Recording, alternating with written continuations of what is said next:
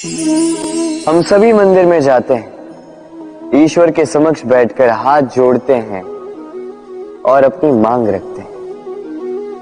कभी सोचा है ईश्वर को कैसे लगता होगा कि मेरे भक्त मेरे पास आते हैं केवल अपनी इच्छा पूर्ति के लिए, मुझसे मिलने के लिए नहीं। कई सारे लोग मंदिर जाते हैं, अपनी इच्छा ईश्वर के समक्ष रखते हैं। अब यदि उनकी इच्छा पूर्ण ना हो तो हताश हो जाते हैं। अब से जब भी आप मंदिर जाओ, ईश्वर के समक्ष बैठो, हाथ जोड़ो और कहो धन्यवाद। धन्यवाद ईश्वर, आपने मुझे जो कुछ भी दिया है उसमें मैं प्रसन्न हूं। बस मुझे मार्गदर्शन दे कि कैसे मैं अपने कर्मों से, स्वयं अपने कर्मों से वो सभी प्राप्त कर सकूं जो मैं पाना चाहता हूं। ईश्वर से केवल मांगने जाओगे तो ईश्वर के समक्ष स्वयं को बहुत ही छोटा पाओगे, किंतु यदि स्वयं कर्म करके ईश्वर को धन्यवाद कहने जाओगे तो सही अर्थ से आपको ईश्वर मिल जाएंगे। राधे राधे। आपने कभी जीवन में सूर्योदय देखा होगा? कितना संतोषदायक, कितना ऊर्जादायक होता है। मन में एक नई प्रेरणा सी भर देता है, एक नई उमंग। किंतु यदि आप जागने में विलंब करते हैं तो आप इस सूर्योदय को देख ही नहीं पाते। अब इसी प्रकार होता है हमारे जीवन में अवसर, सूर्योदय की बातें। यदि आप अपने जीवन में आवश्यकता से अधिक प्रतीक्षा करेंगे इस अवसर का लाभ उठाने में, तो ये अवसर आपकी प्रतीक्षा नहीं करेगा, ये निकल जाएगा। इसलिए इन्हें सहेज कर रखें, सही समय पर जागें और इन अवसरों का लाभ उठाएं, अपने कर्म को पूर्ण रूप से साकार करें। इसे एक मुहूर्त की भांति देखें। यदि ऐसा करोगे तो जीवन भी सूर्योदय की भांति ही होगा। इसमें संतोष होगा, इसमें गरिमा होगी और इसमें होगी शांति। राधे राधे। कभी आपने किसी तितली को देखा है? अच्छी तो लगती ही होगी। तितली भला किसे नहीं भाती, छोटे हो या बड़े, सभी को लुभाती है ये तितली। अब सोचिए इस तितली का आरंभ कहां से होता है? इस तितली का आरंभ होता है एक छोटे से अंड से, जहां वो सुरक्षित रहती है। अंड को तोड़कर जब वो इस संसार में आती है तो एक कीट के रूप में आती है। कीट जो भूमि पर रेंगता है, जो वृक्ष के पत्तों पर सुरक्षित रहता है। कुछ समय पश्चात होता है एक और परिवर्तन, उसके पंख निकल आते हैं। तब वो तितली बनती, तब वो इस आकाश में उड़ान भरती है, सुंदर सुंदर पुष्पों पर रस का आनंद लेती है। कभी सोचा है कि तितली ही ये क्यों कर पाती है, कोई और क्यों नहीं? क्योंकि वो उस अंड से बाहर निकल पाती है। यदि वो उस अंड से बाहर निकल ही नहीं पाती तो कभी उड़ ही नहीं पाते, कभी तितली बन ही नहीं पाते। यही हमारे साथ भी होता है। हम सदैव वहां रहना चाहते हैं जहां हमें सुरक्षा मिलती है, उस सुरक्षा चक्र में ही रहना चाहते हैं, किंतु ये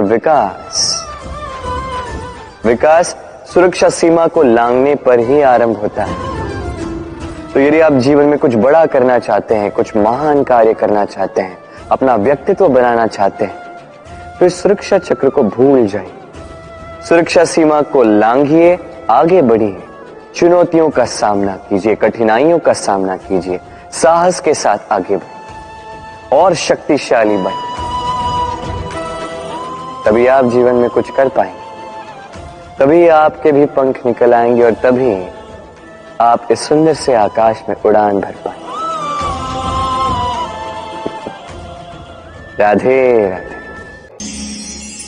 कभी आपने किसी स्वर्णकार को देखा है?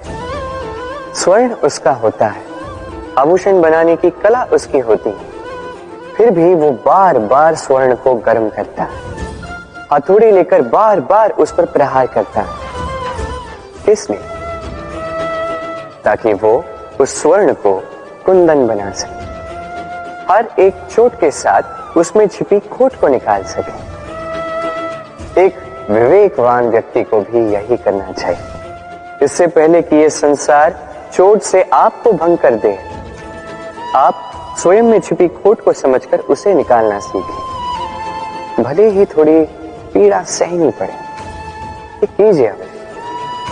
यदि आपको कुंदन बनना है तो स्वयं को स्वयं का स्वर्णकार बनना ही होगा। राधे राधे।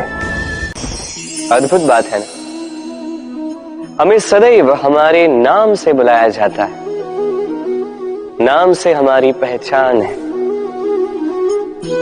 ये नाम ही है जो इतिहास में स्थान बनाने में हमारी सहायता करता है। नाम बनाने के लिए व्यक्ति क्या कुछ नहीं करता, नाम पर कलंक न लग जाए इसके लिए क्या क्या प्रयास नहीं करता। अपने जो कुछ भी पाया, धन, संपत्ति, सुख, ये सब कुछ नाम के समक्ष छोटा है। नाम सबसे ऊपर रह जाता है। ये नामकरण संस्कार सदैव हमारे लिए अत्यंत महत्वपूर्ण होता है। अब आपको क्या लगता है मैं किस नाम की बात करूं? वो नाम जो हमने जन्म से पाया? नहीं, मैं उस नाम की बात कर रहा हूं जो हमने हमारे कर्मों से अर्जित की। जो जन्म से प्राप्त हुआ वो मृत्यु के साथ चला जाएगा। ये तो जो नाम कर्मों से प्राप्त होता है वो हमें अमर करता है।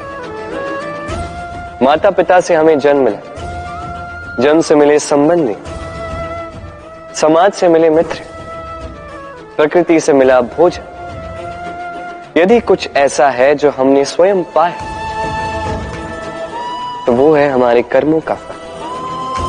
वो है वो नाम जो हमने कर्मों से अर्जित किया।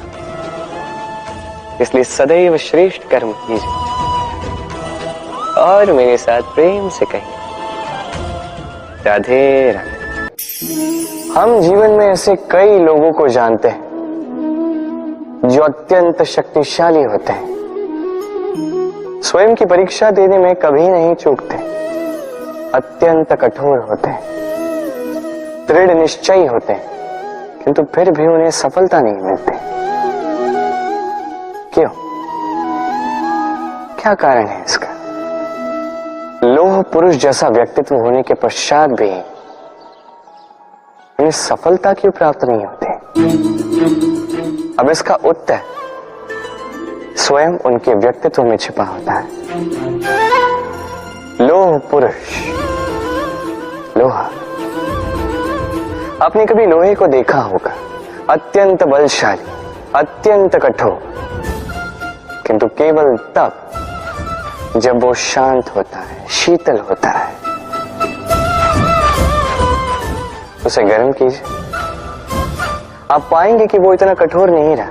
उस पर एक छोटा सा प्रहार कीजिए और उसका आकार ही मुड़ जाता है। समझ? यदि आप भी जीवन में अपने बल से, अपने निरंतर प्रयासों से कुछ बड़ा करना चाहते हैं तो सर्वप्रथम इस मन को शांत कीजिए, इसे शीतल बनाए रखिए।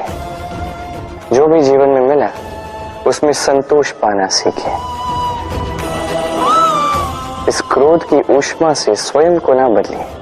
पहचानिए उन विचारों को जो क्रोध को बढ़ाते हैं और उनका पतन कीजिएगा, अन्यथा ये क्रोध आपका पतन अवश्य करेगा। राधे राधे। मनुष्य भी कितना विचित्र प्राणी है, सदैव संघर्ष करता है, सदैव प्रयास करता है कि वही सबसे बड़ा बने, प्रयास करता है कि उसके समक्ष सबके शीश झुके हुए और उसके लिए सबसे पहले शक्ति प्राप्त करने का प्रयास करता है। शक्ति प्राप्त कर भी लेते हैं और उसके भय से सबको अपने समक्ष झुकाते हैं, किंतु एक महत्वपूर्ण बात भूल जाते हैं, समझ ही नहीं पाते। चलो मैं आपको उदाहरण देता हूं। कभी आपने किसी वृक्ष को देखा होगा, उसकी डालियां देखी होंगी जो फल के बोझ के कारण झुक जाती, वो फल टूटता है, पुनः ऊपर जाती, फिर एक और फल देती, वो टूटता है, पुनः ऊपर जाती, सदैव झुकी हुई नहीं रही। कभी कभी चलते चलते आपने देखा होगा, कभी आपका पांव किसी पौधे पर पड़ जाए तो पौधा दब जाता, किंतु जैसे ही पांव हटाओ पौधा पुनः खड़ा हो जाता है। स्मरण रखिए, ये अत्यंत महत्वपूर्ण बात। जो शीश भय से आपके समक्ष झुकते हैं वो विरोध में सबसे पहले खड़े रहते हैं। आप जीती, सबको जीती है, किंतु बल के भय से नहीं, उन्हें जीती है प्रेम के समझ। राधे धरा पर उगी हुई ये छोटी सी धूप कभी आपने देखी? ध्रुव घास जो हमारे पैरों को शीतल करती है, इस पे यदि बैठोगे तो ऐसा लगता है जैसे बिछोने पे बैठे हो। इतनी छोटी है किंतु इसमें गुण इतने अधिक, और जितनी छोटी है उतनी ही बड़ी शिक्षक भी। कैसे? सोचिए, पतझड़ की ऋतु के पश्चात सारे पत्ते एकत्रित हो जाते हैं, एक छोटी सी चिंगारी सबको जला देती, सारे पत्ते जलकर राख हो जाते हैं, किंतु इस घास को कुछ नहीं होता, ये वैसी की वैसी ही रहती। कारण क्या है? पहला कारण, ये छोटी होती है। दूसरा कारण, ये विनम्र होती है, बड़ी सरलता से दब जाती है। तीसरा कारण, इनमें नमी होती है।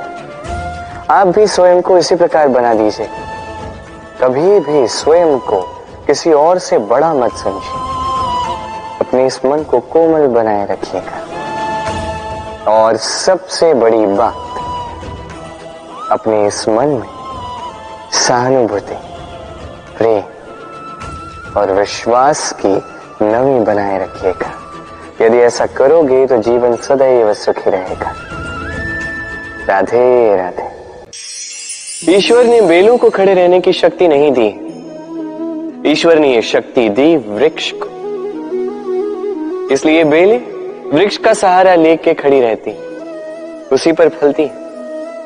अब ये बेलें दो प्रकार की होती, एक वो जो इस वृक्ष पर खिलती है, पुष्प गाती है, स्वयं भी सुंदर दिखती है, वृक्ष को भी सुंदर बनाती। दूसरी वो जो वृक्ष को पूर्णतः सुखा देती, उसकी प्राण शक्ति उससे सोख लेती और अंत में स्वयं भी मुरझा जाती। स्मरण रखिए, यदि कोई व्यक्ति सदैव आपके साथ खड़ा रहा, सदैव आपका संबल बनकर रहा, सदैव उसने आपकी सहायता की, और यदि आप उसके साथ छल करोगे तो आपका पतन निश्चित है। ऐसा कभी ना करें।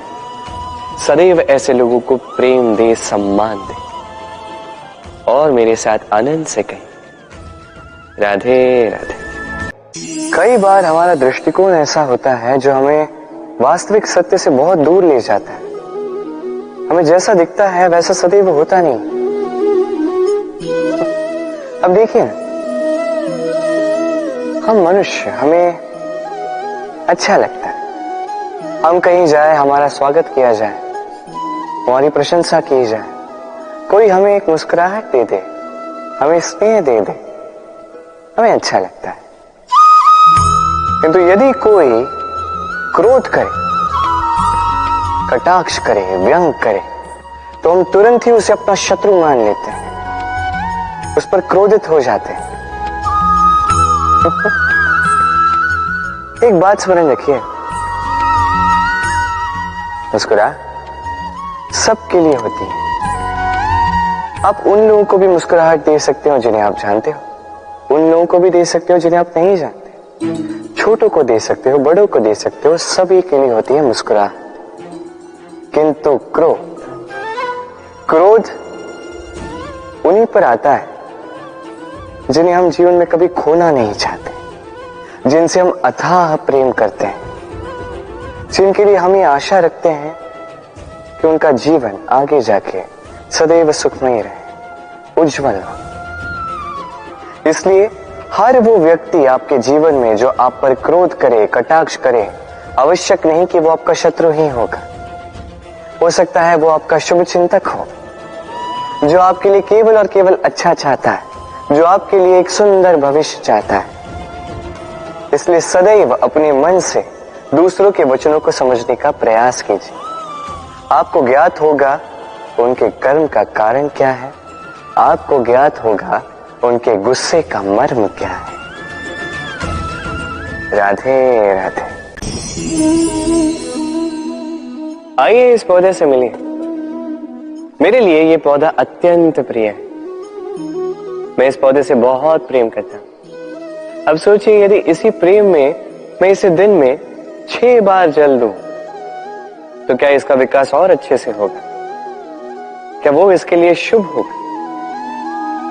कदापि नहीं। इसकी जड़ें गल जाएंगी, इसकी जड़ों में जो जल सोखने की शक्ति है वो समाप्त हो जाएगी। तो आवश्यक क्या है? आवश्यक है कि उचित मात्रा में इसे जल दिया जाए। आवश्यक है कि उचित समय के पश्चात इसे जल दिया जाए। आवश्यक है कि इसे सूर्य का ताप भी सहना होगा। आवश्यक है कि हर कार्य मर्यादा में होना चाहिए। अब यही भूल अधिकतर माता पिता कर बैठते हैं। अपनी संतान से इतना प्रेम करते हैं और उसमें संतान की हर आवश्यकता पूर्ण करते हैं, हर एक वस्तु उसे देते हैं, हर एक बात करते हैं, और ऐसे में उस संतान के विकास में स्वयं ही बाधा बन जाते हैं। ऐसा मत कीजिए। ये यात्रा संतान की भी है। उसे भी जीवन में आगे बढ़ना है, बहुत कुछ सीखना है, अपने बल पर कार्य करने दीजिए। एक अत्यंत महत्वपूर्ण बात आपको बताऊंगा जिसे आपको स्मरण रखना है। प्रेम और शत्रुता यदि अति है तो घातक। हर बात में संतुलन बनाकर रखें और मेरे साथ प्रेम से कहें, राधे राधे। जीवन के इस मार्ग में बढ़ते बढ़ते हम कहीं रुक जाते हैं। हमें नहीं पता क्यों। हम प्रयास करते हैं कि हम आगे बढ़ पाएं, किंतु ऐसा होता नहीं। क्या कारण है इसका? चलिए मैं आपको समझाता हूं। सोचिए, आप किसी मार्ग पर चल रहे हैं, आपका पांव मुड़ जाता है, आपके पांव में आती है मूंछ।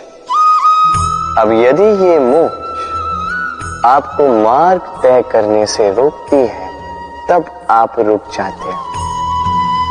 यदि आपकी सोच छोटी होगी तो आप कभी जीवन में आगे बढ़ ही नहीं सकते। टूटी हुई कलम से आप कभी पत्र नहीं लिख सकते। उसी प्रकार यदि आपके मन में औरों के लिए जलन हो तो आप अपना स्वयं का भाग्य भी नहीं लिख सकते।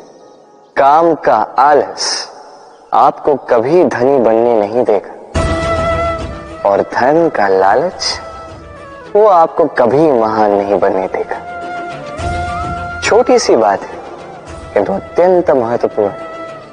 सोच विचार कीजिए और प्रयास कीजिए वो समझने का जो आप समझना चाहते हैं। हो सकता है आप कुछ ऐसा अर्थ निकालें जिससे आप किसी अनर्थकारी मार्ग पर जाते जाते रुक जाएं, या आप कुछ ऐसा अर्थ निकाल लें जो आपको महानता के पथ पर अग्रसर करते हैं। राधे राधे। चाहे नदी हो चाहे सागर, ये नौका हमें इसे पार कराती है। ये नौका भी कभी कभी डूब जाती है। अब यहीं पे छिपी है एक सीख। अथाह जल के मध्य में नौका रहती है किंतु फिर भी डूबती नहीं। ये डूबती तब है जब वो जल नौका में प्रवेश कर जाता है। जैसे जैसे जल का स्तर नौका में बढ़ता है, नौका डूब जाती है। अब यही हमारे साथ भी होता है। बाहर की सारी समस्याएं, सारी विपदाएं, सारे संकट, सारे दुख, ये हमें तोड़ नहीं सकते जब तक हम इसे अपने भीतर प्रवेश नहीं करने देते हैं। एक बार इन्होंने प्रवेश कर दिया, हम टूट जाएंगे, हम डूब जाएंगे। इस मन में पहले ही प्रेम और विश्वास भर दीजिए। जीवन में कितना भी बड़ा संकट क्यों ना आए, आपको कभी तोड़ नहीं पाएगा। राधे राधे।